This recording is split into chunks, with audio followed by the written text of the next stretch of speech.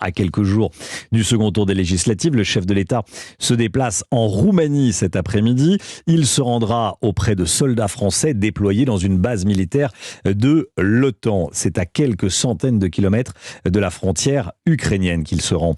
William Molinier, le président de la République, veut montrer que l'armée française est pleinement engagée en Europe de l'Est, dans une région qui craint particulièrement la menace russe.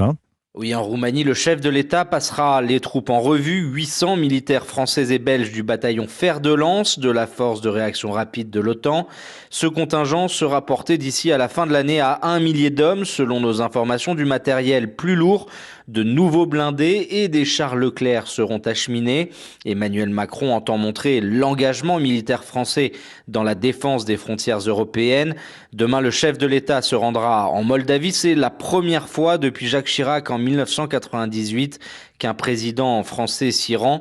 Enjeu important, sécuritaire d'abord en Transnistrie, cette enclave pro-russe inflammable, mais aussi européen puisque la Moldavie a fait acte de candidature pour rejoindre les 27.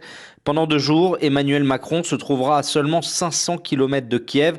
Et si le chef de l'État envisage bien de s'y rendre, mais en temps utile, selon les mots d'un conseiller, l'Élysée insiste, rien, absolument rien à cette heure n'est acté.